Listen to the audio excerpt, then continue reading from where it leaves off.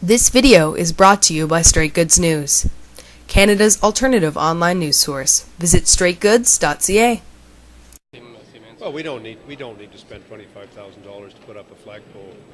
We already have a lot of places where flags are flying on Parliament Hill. There's no lack of patriotism on Parliament Hill. There's no lack of flags. We have lots of flags. We don't need to spend extra money to put a flag next to an empty building that's going to be renovated for the next few years. It's a waste of money. What could justify $25,000? Nothing. Absolutely nothing. It's a complete waste of money. Do you consider that we're signing with China? Do you have any concerns about what China is buying up? Too much? Not enough? No, look. What I find. We'll have to assess all the different contracts which are being put forward. I mean, what I find ironic is that. Look, it's taken 600 years since Marco Polo discovered China, and the Prime Minister thinks it's an incredible thing that he's doing. I mean, what he's doing is long overdue, and he's ignored China, ignored the importance of the relationship for a very long time, and now rushing back, into it. We can only hope that there's a successful result. Obviously.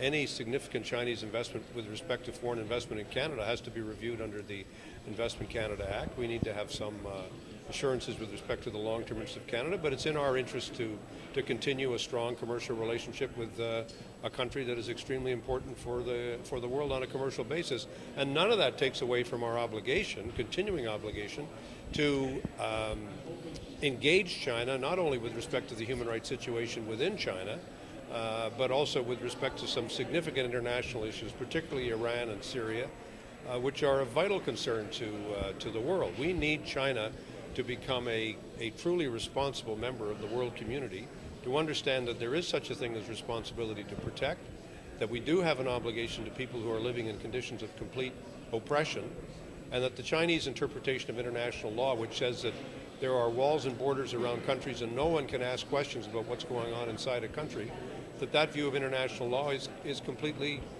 frankly completely false. But do you think the Prime Minister pressed the point about Syria and China's role? I think the underlying problem with Mr. Harper's point is that his government itself has not clearly embraced the responsibility to protect provisions at the United Nations, that his government has been very slow to press those forward and to push those ahead.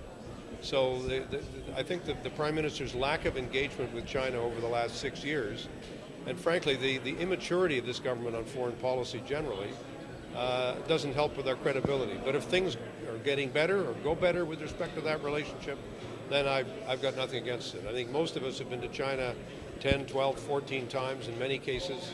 I made my first visit to China in 1986. So I think the fact the Prime Minister's waited until now says a lot more about him than about anybody else. Any thoughts on the candidate who's running as a clearly pro-life candidate? I want to make it clear that I'm a believer that if you have democracy, people are going to present themselves. The Liberals who are living in Toronto-Danforth are going to be making a choice tonight.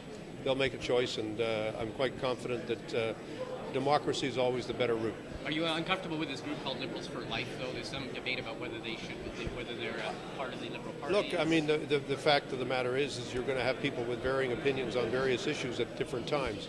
All I'm saying is the Liberals in Toronto-Danforth will exercise their good judgment and make a decision. I'm quite confident about that. What's the public supposed to make of the parliamentary budget officer who says the OAS is sustainable, the government trashes him, brings out their own economists? How is Joe Blow supposed to figure this out? Not hard to figure out. This government has lied to people. The Prime Minister made a speech in 2005, told people he wouldn't tax income trusts. He lied about that, and then he said he would never change the provisions of OAS and GIS. And they talked very directly about the fact that people are getting older and the fact that the population is getting older and there are going to be more seniors in 2020 than there are today. Blah blah blah.